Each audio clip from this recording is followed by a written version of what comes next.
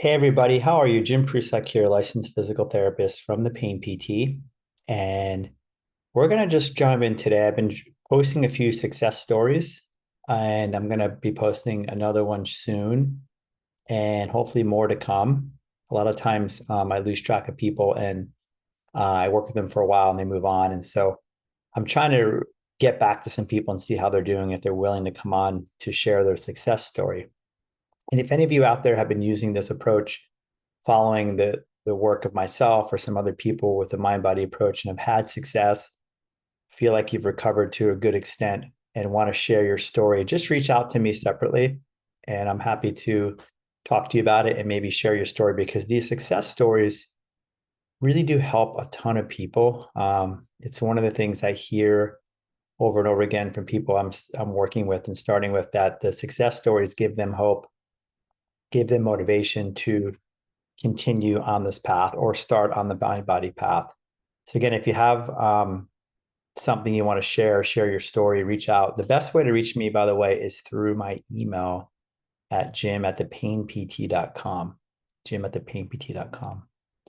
I know on the YouTube, I post a lot of free information, but I'm so busy that I don't have a lot of time to get to everybody's comments, and I'm sorry about that. But I just try my best. I'm working very hard here to help as many of you as I can. The other thing too that I haven't asked for, but I do think it helps, is if you like this channel, please subscribe to it, hit like if you like the videos, let other people know. So the word can be spreading. I know all of us as mind body practitioners, as health coaches, as health professionals like myself, we're looking to spread this word. We want the word to get out further and further. It's still a very small group of people who are doing this work in the grand scheme of doctors and therapists and in the world scheme. So we want to spread the message. So if you like this, please subscribe, tell other people about it. I really put this free information out to help as many people as I can. I understand some people don't have the resources or finances to pay for individual sessions or group sessions. And I get that. So that's why I do this, as a way to give back to other people and to help people. That's my ultimate goal here. So success stories. What is this about success stories? What makes people successful or do well with the recovery or feel like they're recovered? As you're learning and seeing in different stories, there's different ingredients to a person's success, and people pick up different things from different people. But one of the main things I want to highlight today is the idea that everybody who's recovered, I think is recovered, has moved from the foundation that there's something wrong with them, something physically wrong with them, to the belief and the idea that they're physically okay, that they're physically fine. And again, that could be a process of time to get to that place. It can be something that they learn quite quickly. So that is the first step, or the first thing, is to have a foundational shift that we're dealing with stress, not structure. We're dealing with stress in the body, not structure. And that is foundational shift, because then it moves the needle towards what we want to do for recovery. Okay, we're no longer treating a physical problem in the body. We're treating a brain and nervous system issue that is in your body, but the source of it is in the central nervous system. So there's a big difference there. And so that is a foundational shift for a lot of people, and people get to that place in different ways. Most people find themselves in this mind body world once they've exhausted all the physical measures they could have taken, all the treatments, all the doctors, all the injections, and even surgeries, as you guys have learned, to get to this place. And that's okay. That's part of the journey, right? I tell people, look, I wish I found this work a couple of years ago. I know, but so do I. I practiced for 20 years as a physical therapist in a mostly traditional way, until I started to learn this work, and then was able to apply it not only to myself and my own healing from chronic anxiety and chronic pains, chronic hip pain for 3 years, and other conditions in the body, sinuses and things like that, but to go on to help other people now work in this way.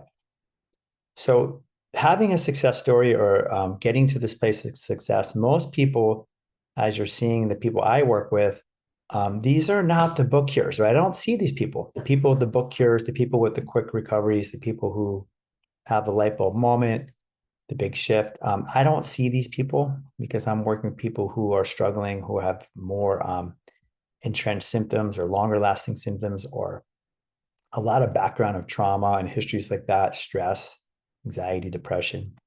So it takes longer. And as you're seeing this, it takes longer. And I always tell people, give yourself that time. Don't put a timeline on your healing. Okay. That's another ingredient for success. Don't put a timeline on your healing. Healing happens when it happens. There's lots of ups and downs. The brain is slow to learn, slow to unlearn these new things because a lot of these things in the body end up starting out from stress, something very stressful, a trigger, you could say, in the moment, and usually have links to the past. So they go back further. They're rooted in the past. They have a deep root, or you could say it touches a nerve in the person when it gets triggered. So it has roots to the past, to childhood.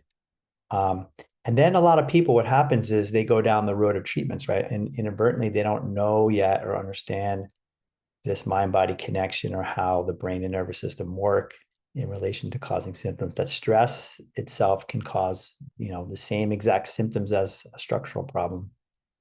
So they go down the road of these treatments and, no fault to the person because that's what you would do, but that can also build in a lot of other secondary emotion. I call it secondary things. Okay, so you had the primary symptom that started.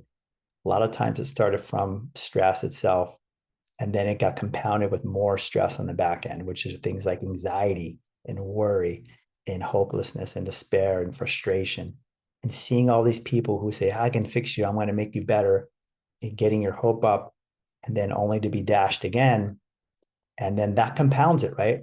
That compounds it. So that adds to the intensity or to the frequency of the symptom. And so now we've got a bigger thing, right? So it just kind of keeps blowing up for people. And then people start, as you're seeing, they start avoiding things because of the symptoms. And, normally when you have an acute symptom, that's okay to do for a period of time. But when you have a chronic symptom that's not structurally related and it's stress related, avoiding things ends up teaching the brain that these things are bad.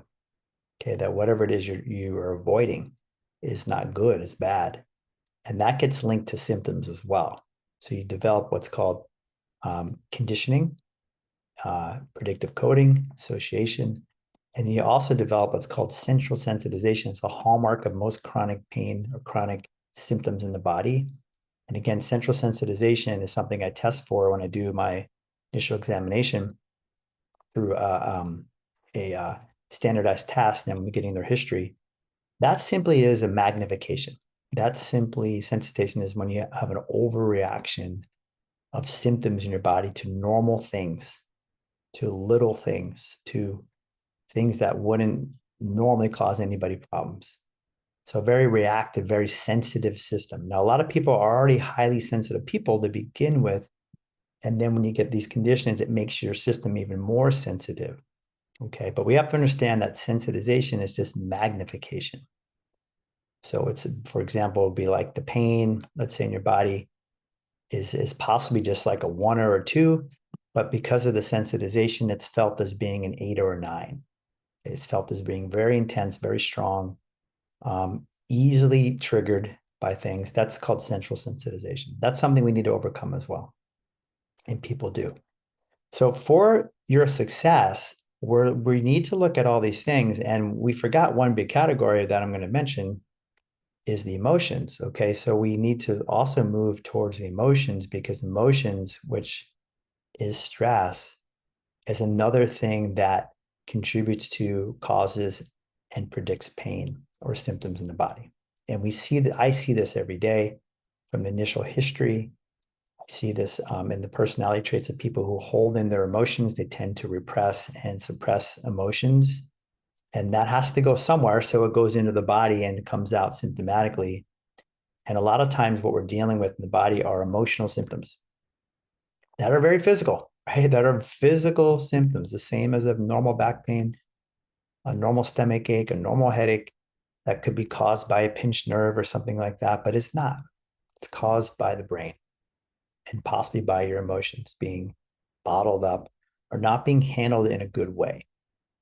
And when you combine that with your past history of trauma or adverse childhood events and how your history is with dealing with emotions, and then you couple that with your personality traits, you get this big picture of a person and you say, wow, okay, this starts to make sense now from a broader perspective, not a very isolated structural perspective that's just looking at a test result, looking at this one piece of your body, this one chemical inflammatory mediator, or something like that, X-ray result, MRI result. This is way broader, okay, because those tests are not including the brain.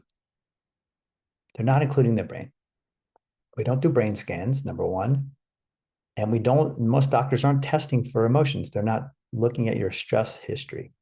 So they're completely missing a massive component of a person. So in order to have success, and you see these people, we have people shifting again from the physical to the psychological, as Dr. Sarna said. They're looking at their condition differently. They're understanding it's not structural. And then that's not enough for most people, because that's the book cure people.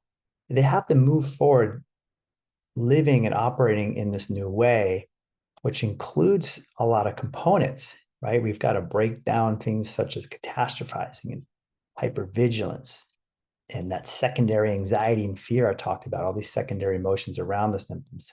We've got to start doing graded exposure in a very systematic way. Excuse me, that's not tied to the symptoms anymore, because the symptoms aren't representing danger anymore. They're not representing something wrong in your body. So we have to start doing that for a length of time. We got to start dealing with our emotions. We got to start recognizing them and see how they fit into the picture here, and how they can cause symptoms to go up, and how they may have contributed to your original symptoms back when it started. And then we have to even look further back at times to your past, to your childhood, to your upbringing, and see what kind of things happened there that may have influenced your brain, may have shaped who you are now in terms of your personality and how you operate in today's world, that might not be helping you, that could be putting tremendous pressure on yourself and creating these symptoms or sustaining the symptoms in your body. Okay, so we have a lot of pieces of the puzzle. You see people, when I do these success stories, highlight different pieces for them that help them.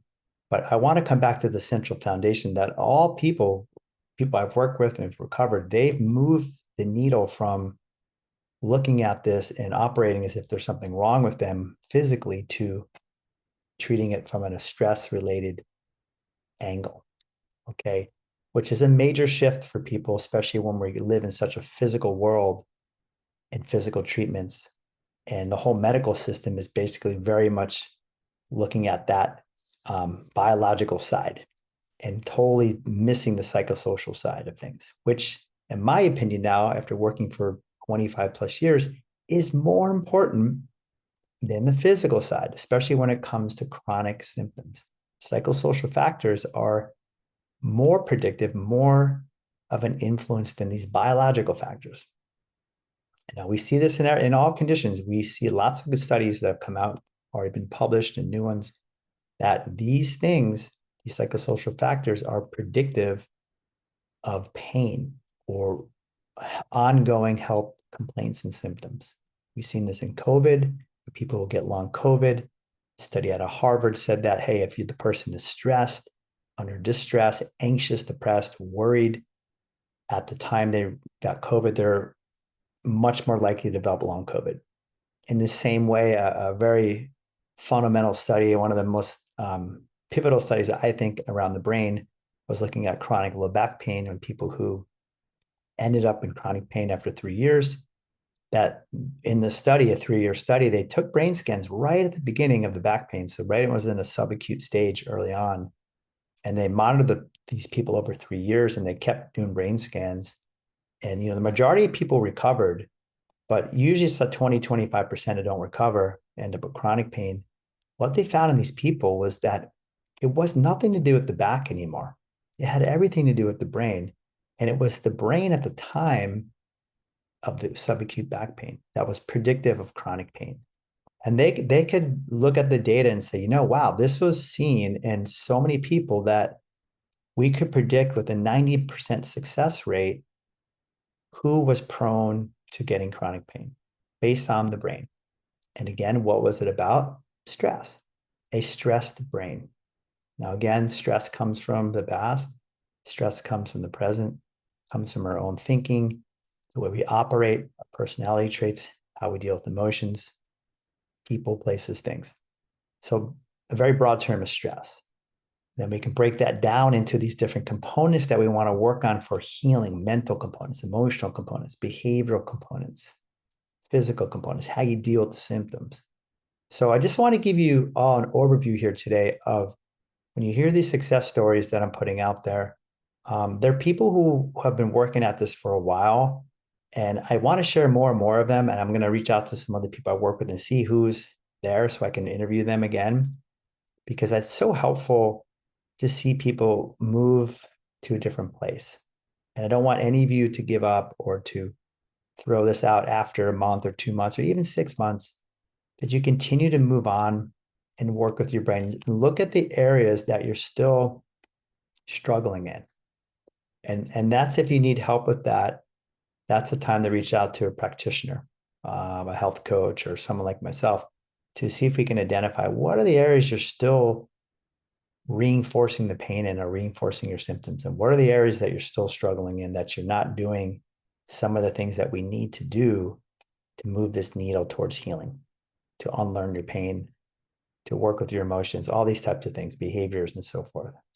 So I just wanted to chime in. I'm going to have another success story coming, which all of you will really enjoy, probably by the end of this week. So I just want to let you know about success stories, and you can be one. And again, if you are one from this work, please let me know. I'm happy to talk to you, happy to interview you to see what helped you, because it helps so many other people, and it really gets the word out broader and broader, okay, to people, so people can understand this. Because again, this is a small segment of medicine, you could say, or the way we're treating these conditions, and it needs to be a much, much bigger. Okay, so thanks for listening, everybody. I hope you're enjoying the content. Again, if you like what you hear, please give it a thumbs up. That does help the channel grow. I haven't promoted that. I just kind of let it organically grow, but I'm starting to do more of that because I really want to spread the word more. Okay, and I'm at a point where I feel like we can do this, having a base of people already here. So I appreciate your support. I appreciate the people who've already subscribed, and I'm hoping I'm giving you good content. I'm going to keep sharing stuff to try to help you all move forward with your recoveries. Take care now.